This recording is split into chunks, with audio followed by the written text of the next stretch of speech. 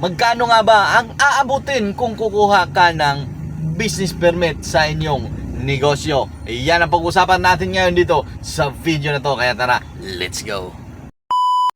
Yo, what's up? Ako nga pala, si Jeff Cinco, isang entrepreneur at isa ring baguhang content creator dito sa Davao del Sur. At ngayong araw na to ay pag-uusapan natin kung magkano nga ba ang iyong gagastusin, ang iyong expenses pag kukuha ka ng business permit para sa iyong negosyo. Pero bago natin yan umpisahan kung magkano yung ating nagastos dyan, gusto ko lang ikwento sa inyo yung business namin ngayon. Yung business kasi namin ngayon ay salon services dito sa Digos at meron kaming isang branch sa Kidapawan. At ngayon nga ako ang nagpa-process ng mga permit dito, mga ano-ano yan, mga legalities dyan. So ngayong araw ay isasama ko kayo kung magkano yung nagastos ko, kung ano yung ginastos ko doon at saan-saan ako pumuntang opisina ng gobyerno. Pero bago nga pala ako pumunta dito sa Kidapawan, kumuha muna ako ng SPA, Special Power of Attorney. Kasi ang nakapangalan sa business namin ay pangalan ng asawa ko. At busy kasi siya yung may hawak ng operation sa aming business, sa salon services namin. Siya yung taga Riban, siya yung hairstylist namin. Isa siya sa mga hairstylist din. Isa siya sa mga nagtatrabaho sa loob ng aming negosyo. Kaya ako yung nagpa-process ngayon. At ang una natin pupuntahan ngayong araw na to sa SPA. Siyempre, kukuha tayo ng Special Power of Attorney na ako, si Jeff Cinco, pinapahintulutan na ako yung mag-process ng permit para sa pangalan ng asawa ko. Tama ba? O, basta ganun.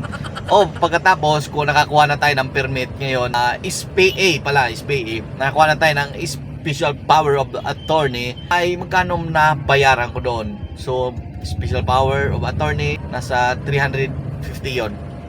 Yes, 350 ang bayad ko doon. Naghanap ako ng mas mura pero wala akong nahanap. Kaya yun na lang talaga yung kinuha ko. 350 yung una nating gastos dyan. Pagkatapos, galing ako ng Digos, pumunta ako dito sa Kidapawan, nagpagas ako ng 100. So isama natin yan sa listahan. 350 plus 100 ng gasolina papunta dito sa Kidapawan. At pagdating dito is dumiretso agad ako sa kuhanan ng barangay, barangay certificate, cedula, yan, cedula. Yung cedula is kumuha ako 40 pesos. Tapos yung barangay certificate nasa 500. 500 yung singil nila dito. So 500 plus 40 plus 350 plus 100. So yan yung mga nagastos ko. At pagkatapos doon, dumiretso na ako doon sa City Hall dito sa Kidapawan. First time ko to na mag-process, kaya wala akong alam dito. Wala akong alam kung saan ako pupunta. Basta dumiretso lang ako doon. At nagtanong-tanong kung saan nga ba. So mabait naman yung mga tao dito sa Kidapawan, lalo na yung nasa office ng mga yon. At nag-guide sila sa akin. Una kong pinuntahan sa BPLO ba? Basta ganon, BPLO sa licensing. Tumunta ko doon, tapos nagtanong ako sa kanila at tumingi ng form. Pero hindi ako binigyan kasi tinatanong nila kung ano yung business namin. At ang sabi ko naman, yung business namin ay salon services dito sa may Marasigan Building, Kidapawan.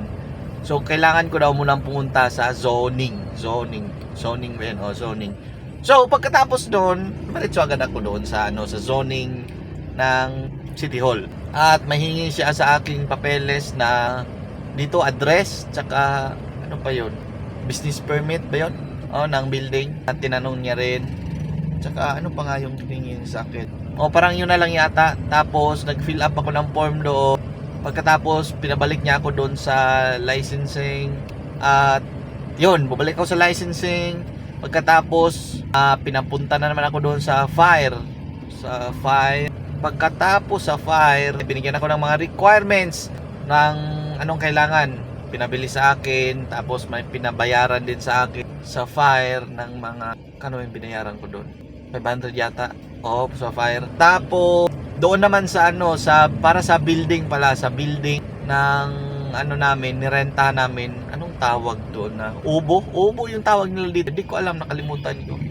Basta permit din siya sa building. Tapos nagbayad rin ako doon ng mga yearly pala yung bayaran dyan sa building. Parang tax yata yan sa building. Tapos kami yung magbabayad ng renter.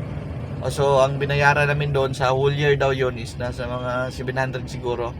700 plus.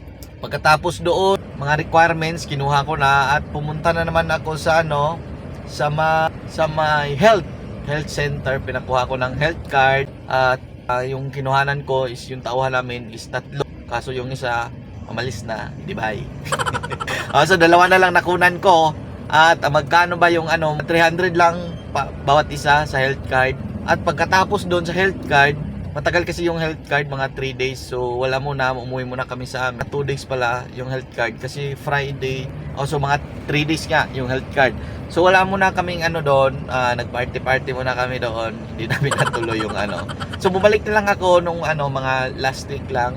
Pagkatapos, natapos na yung ano namin, health card, bumalik na naman agad ako rito. At kulang pa pala protection, may hiningi sila. Nung una, nung pagpunta ko doon, ang una lang hiningi, picture dito sa building, sa loob at sa labas. At anong pa nga ba nun? Picture, tapos binigyan ako ng requirements. Kailangan ko ipa-photocopy yun. At form, nag-fill up ako ng form. Pagkatapos nun, humingi ako ng ano, magbigay daw kami ng letter of intent para sa ano dito, fire drill. At bibili ako ng fire extinguisher na nasa halaga 2,500.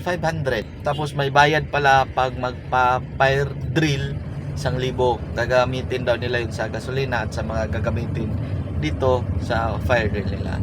At yun na nga, nakuha ko na lahat. Pero yung fire drill ay hindi ko pa na-schedule kasi magbigay kami ng letter doon for schedule. So ang kulang na lang sa amin, ayun na lang. Pero tapos na yung requirements ko sa licensing. So pumunta na ako ng licensing at dala ko na yung mga gamit ko, requirements ko at nagbayad ako ng 3,000 plus, basta mga 3,063 siguro yon yung binayaran ko sa licensing. So yun lang naman yung nagastos ko. Umabot lang siguro siya ng mga 8,000 mahigit, 8,500. No, 8,500 mahigit yun. Yun lang nagastos ko. Pero wala pang BIR to. Kasi yung BIR namin is meron na kaming BIR sa Digos. Ita-transfer lang namin from Digos to Kidapawan.